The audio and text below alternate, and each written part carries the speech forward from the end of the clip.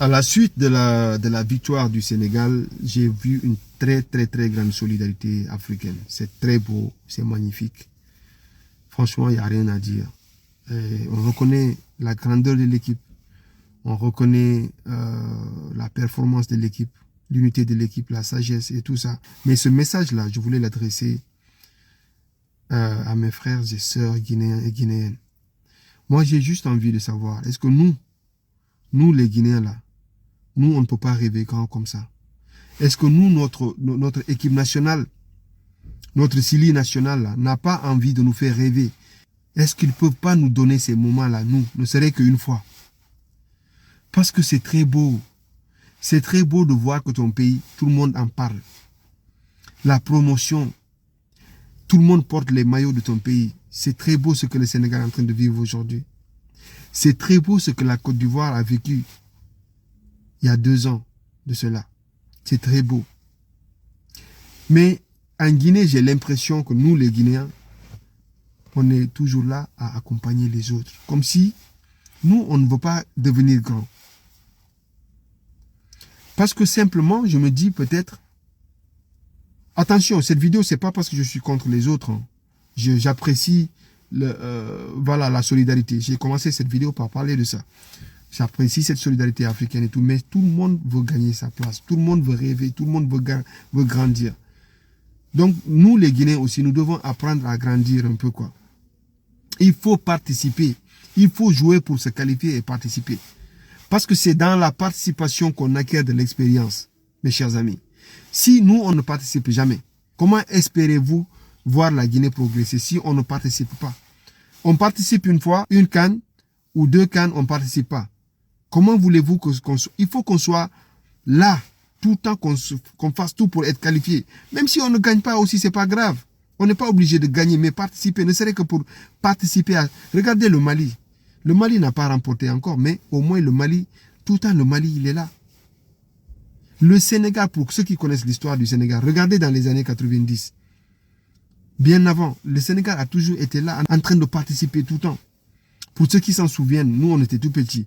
Lorsque le Sénégal a organisé en 1992, je crois que c'était la Côte d'Ivoire qui avait remporté, ou bien c'était le Ghana. Je crois que c'était entre le Ghana et la Côte d'Ivoire, pour ceux qui s'en souviennent. On était tout petits. Mais à l'époque, les grandes équipes africaines, c'est quand tu citais le Cameroun, c'est quand tu citais le Cameroun, le Nigeria, le Ghana, la Côte d'Ivoire. C'était les géants de l'Afrique. Jusqu'à présent, presque c'est les géants de l'Afrique. Mais le Sénégal est resté là, à acquérir de l'expérience, à participer. Jusqu'à aller à disputer des finales de Coupe d'Afrique des Nations en 2019 pour la première fois. Mais ils étaient là en quart de finale, des fois ils sortaient en quart de finale, des fois en demi-finale, etc. Mais chaque année, presque Coupe d'Afrique, le Sénégal a participé. Donc ça permet au moins de progresser aussi. Mais si on ne se bat pas pour participer, ça ne va jamais donner des résultats. Aujourd'hui, le Sénégal a 2 étoiles. Le Sénégal vient d'avoir 2 étoiles. Côte d'Ivoire, 3 étoiles. Nigeria, je crois que c'est 3 étoiles aussi, ou 4 étoiles. Cameroun, je crois que c'est 5 étoiles, ou Égypte, 7 étoiles, etc. Donc, il faut rêver. Il ne faut pas dire que comme la Guinée-Bissau, le Libéria, la Gambie, la Sierra Leone n'ont pas participé, nous aussi, Non, il faut grandir. Pour grandir, il faut se mesurer au grand. Il faut être compétitif, pas rester là à applaudir chaque victoire. Je ne suis pas contre, mais il faut gagner aussi pour que les autres aussi nous applaudissent. Il faut rêver, il faut être une nation. Et pour cela, il faut être une nation. Comment devenir une nation? C'est être unis. Nettoyer nos cœurs là. Être de bons Guinéens, comme des frères et sœurs. Sortir de l'ethnocentrisme. Parce que moi, je vais vous dire, ce qui gangrène le problème guinéen déjà, même pas politiquement déjà, ça on connaît, mais sur le plan sportif même, c'est le problème ethnique. Ça, c'est un autre problème qu'il faut travailler. Il faut travailler ardemment là-dessus. Parce que les autres pays qui ont compris, ils ne sont pas dans ça.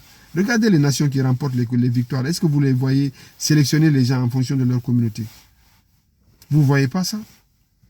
Donc, il faut créer des conditions pour prendre des bons joueurs, quelle que soit leur origine ethnique.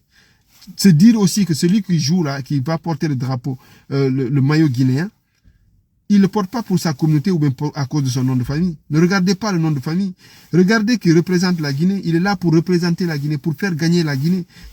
Dans l'angle-là, il faut analyser les choses. Vous comprenez? En plus, il y a un autre sujet que je voulais souligner ici.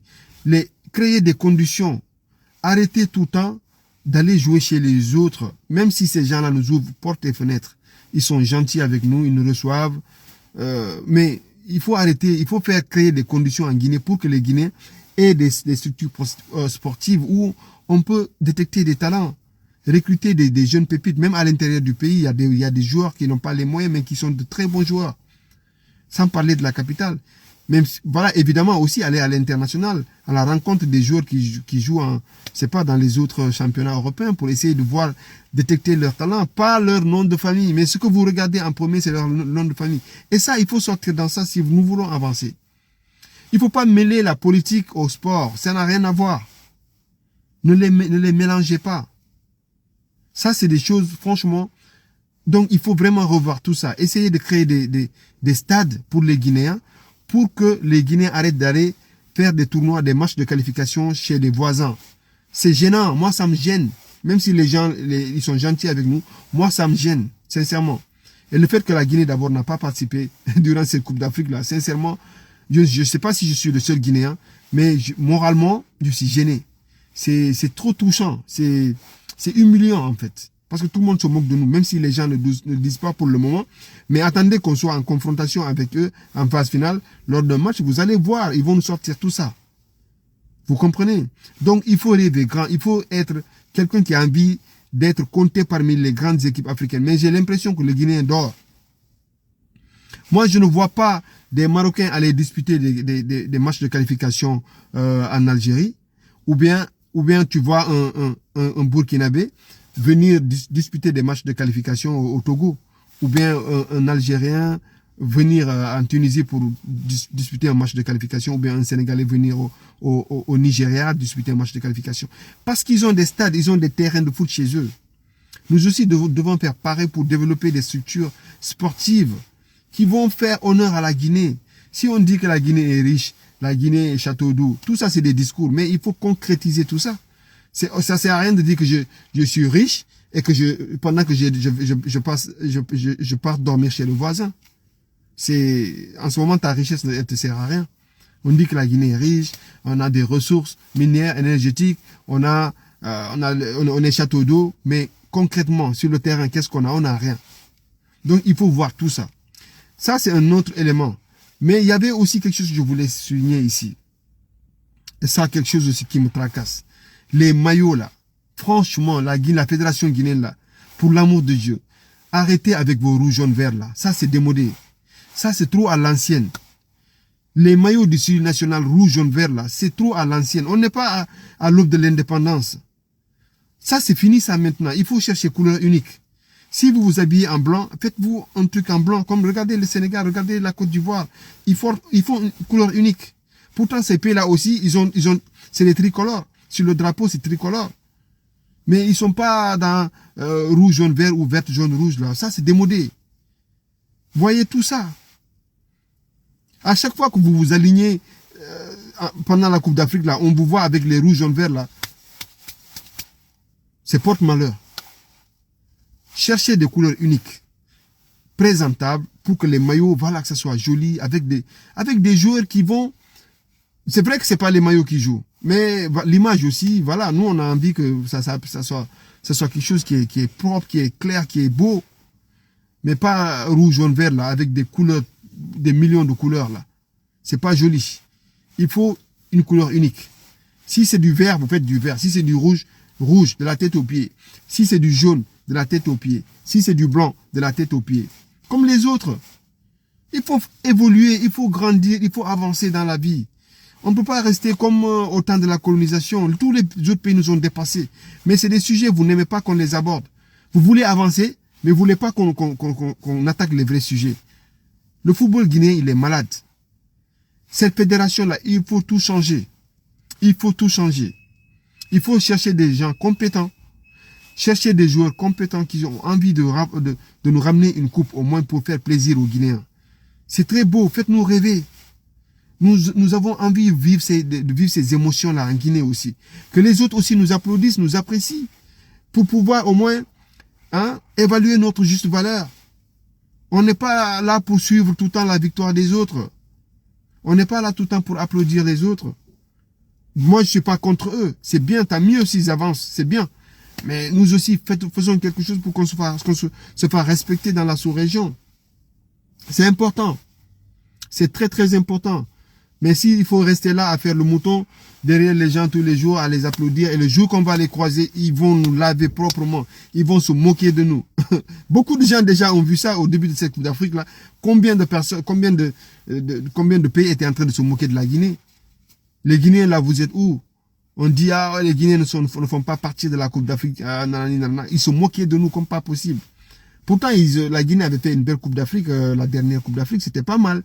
Mais il faut continuer à participer. C'est important de participer. Faut pas jouer aujourd'hui et se dire que ouais, donc c'est bon. Il faut chercher des talents, recruter des talents. Et cela n'est possible qu'en mettant en place des structures sportives dignes de ce nom, modernes. Investir dans le sport, dans l'enseignement, dans la culture, dans l'art. Tout ça pour que la jeunesse guinéenne soit fière d'être guinéen, de porter des maillots guinéens. Pour qu'on soit fier de nous. On ne va pas être fier de porter les maillots des autres pays pour les célébrer. Ça sert à rien. Dans ce cas, c'est comme si on partait là-bas pour demander des passeports. Autant aller chercher des passeports chez eux. On est guinéens, restons guinéens, on aime l'Afrique, oui, c'est vrai. Mais, ouais, s'il faut célébrer, si une équipe africaine noire joue contre d'autres, je suis pour qu'on soit solidaire. Ça, je n'en disconviens pas. C'est pas ça l'objectif de cette vidéo. Mais c'est de conscientiser les Guinéens aussi à se lever, à sortir de ce moment d'insomnie. On est en train de dormir là, il n'y a rien qui bouge. Si on n'est même pas qualifié pour la Coupe d'Afrique, est-ce que vous pensez que c'est la Coupe du Monde qu'on va participer un jour? Non. Même pour la Coupe d'Afrique, c'est problème. C'est Tanzanie qui nous a empêchés. Je vois les gens, à un moment donné, en train de dire, ouais, finalement, la Tanzanie a été sanctionnée, c'est la Guinée qui va participer, parce qu'apparemment, ils ont fait jouer un joueur qui n'était pas dans la liste, nanana. Tout ça, c'est des histoires. Il faut jouer, gagner et participer. C'est tout. C'est aussi simple que ça. Maintenant, s'il y a des gens qui sont pas compétents, vous les dégagez, vous mettez des gens qui sont compétents, que ce soit à commencer par les dirigeants de la fédération de football, les entraîneurs, les encadreurs, l'équipe technique, tout le monde. Les footballeurs, je vous en parle même pas. Là, si tu n'es pas apte, on te met de côté, on met quelqu'un, on cherche c'est pas les talents qui manquent. J'en suis sûr qu'en Guinée, c'est pas les talents qui manquent. Mais c'est parce qu'il n'y a pas de vrai recrutement. Ils vont pas vers les joueurs pour faire des détections. Il faut chercher. Merci.